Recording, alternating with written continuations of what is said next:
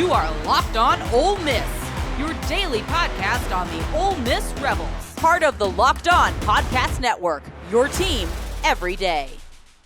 All right, we're back with Gary Smith, beat writer for the Tulane Green Wave from the New Orleans Times-Picayune. Does the Times-Picayune still have a print edition, Gary? We still do, and it actually matters. We'll see how long that lasts, but right now, no. I mean, we still have. I mean, I had a dead. It's funny. I covered University of Florida for 17 years. I had a friend of mine who covers them was in town to cover the LSU game. The deadline for his paper, the Orlando Sentinel, is 3 p.m. for the daily newspaper because they don't care about the daily newspaper anymore. I had an 11:45 p.m. deadline for the Duke game. The paper still matters for now, and it's kind of refreshing. It's I mean, the news is not good for newspapers, obviously, with the Atlanta Journal-Constitution, the latest to announce that they're discarding the print edition. But right now, that my paper still really cares about the print edition. Yeah, that's good to hear because, man, it's crazy. Me growing up, I can remember in the morning rushing to get a newspaper and read the box scores and, whatever thing that they were doing. Kids today, they don't have that because everything is just instantaneous. And honestly, it might have been better back then. It's not quick news, instant news, but it was better with the anticipation and what was going on. I hate it now when I'm at an airport covering a game on the road because that used to be one of my big things on my way back on the red-eye flights Sunday after a game is getting the local newspaper and seeing what they wrote. Now it's hard to find a newspaper in an airport anymore. That's just the reality of it. And then you go on the site, and for obvious reasons, it's hard to get it because you have to pay for it. Because newspapers are in the business, you got to make money. So yeah, I really miss those days, but they're not coming back. No, they definitely are not. I tell people all the time that are complaining about the modern state of journalism over and over again.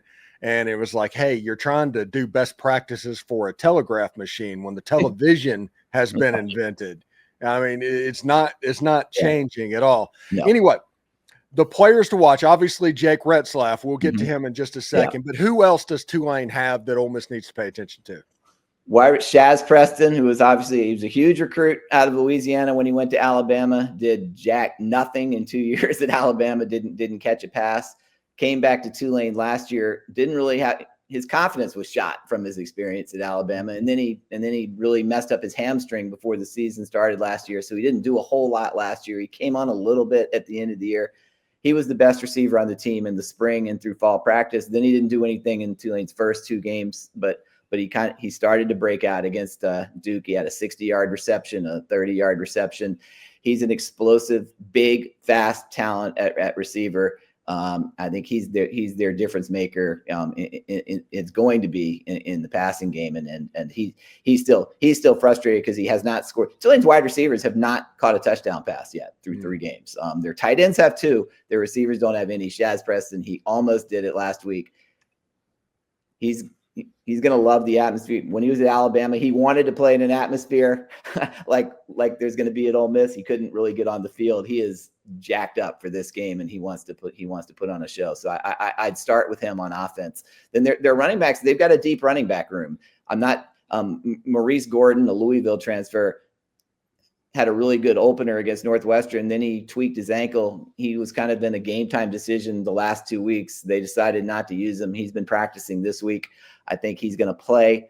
Zuberi Mobley, a transfer from Florida Atlantic, has been a revelation. He's been pretty solid. And then they've got a freshman, Javen Gordon. They rotate these guys in and out. They've got another guy, Arnold Barnes, who played a lot in the opener too, who's the only returning running back on the team. It's going to be running back by committee. But they do have an effective ground game. But Shaz Preston would be the guy that I think would be the one that Ole Miss would be the most worried about in terms of the skill position players. Yeah, and the main player on the offensive side of the ball is Jake Retzlaff. He has 2 100-yard gains, 6 rushing touchdowns, had 4 touchdowns against the Duke Blue Devils. Now, I watched that game between Tulane and Duke. Is there a chance that Duke just isn't good? They've got some – well, first of all, they're not as good as Ole Miss. Let's start with that. There's no doubt about that. But they have dudes on their defensive line. They've got a talented defensive line. Tulane had a really good game plan for Duke in that game. And the final score was very misleading, 34-27.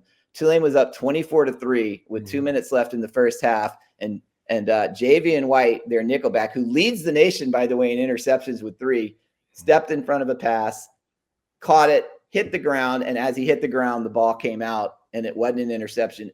If he'd have held on to that ball, I think we would have seen Illinois be a blowout. They beat Duke 44. Duke lost to Illinois 44-19. I think it would have been the same.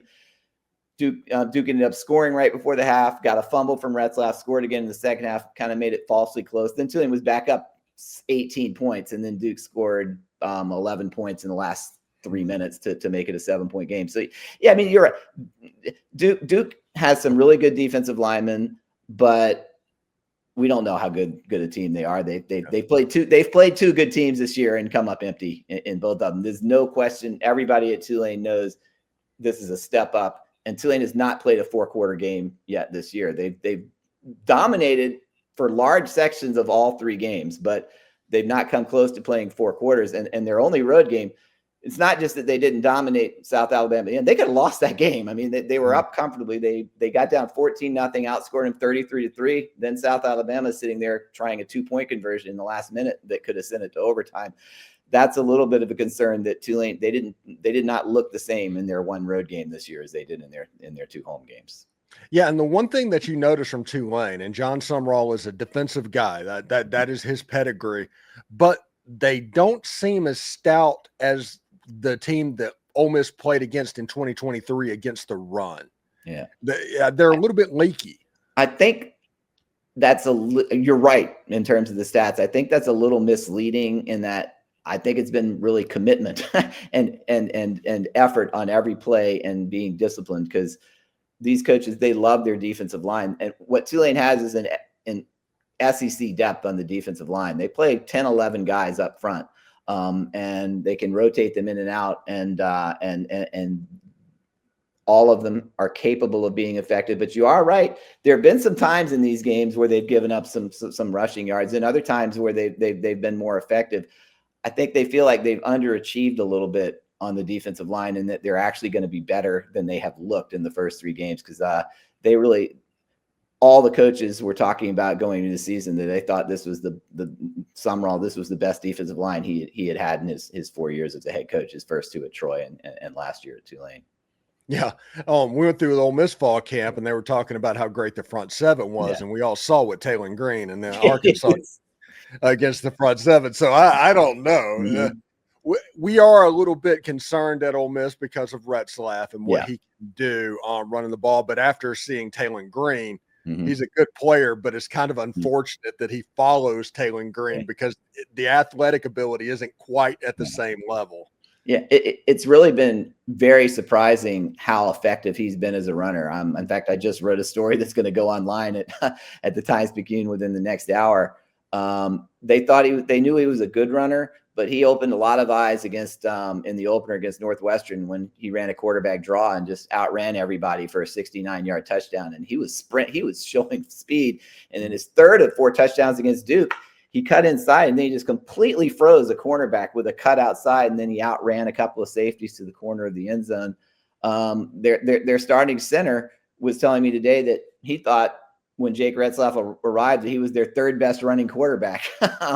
He just didn't see it in him, but he's got those instincts. The 4 rushing touchdowns he had is a school record for a quarterback.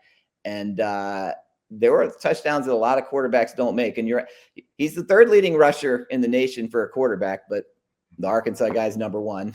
And you're right, that will, I think you're going to see a heavy dose of both off the read option and him just scrambling. You're going to see him running a lot, and Ole Miss will certainly, that's going to probably be their number 1 worry going into this game, to try to slow that down.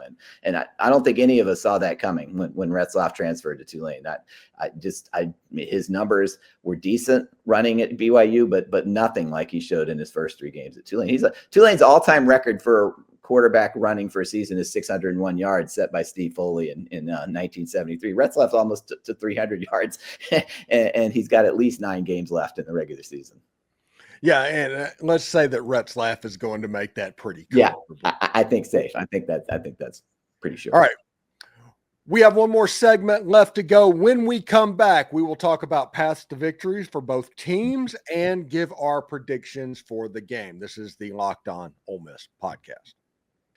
Thanks for making the Locked On Ole Miss podcast your go-to source for Ole Miss sports. We pride ourselves on offering the most comprehensive perspectives, which is why we're the front door of Ole Miss. If you don't believe me, Google Ole Miss podcast and see how much we come up. Don't forget to subscribe, like, and comment. It helps the show, and it is completely free. Your support means the world to us. And in another big moment for Locked On, college football fans, Locked On and Fire TV present College Football Kickoff, your ultimate college football weekly preview. Drake Toll from Locked On Big 12 leads the conversation alongside two-time AP Coach of the Year, Gary Patterson, and former college star Jesse Holley, and Locked On's local experts. A college football preview only Locked On can do. Catch College Football Kickoff every Thursday throughout the season, only on Fire TV. Howdy toddy, everybody. And remember, analytics is just the old English word that means bad football. We'll see you tomorrow.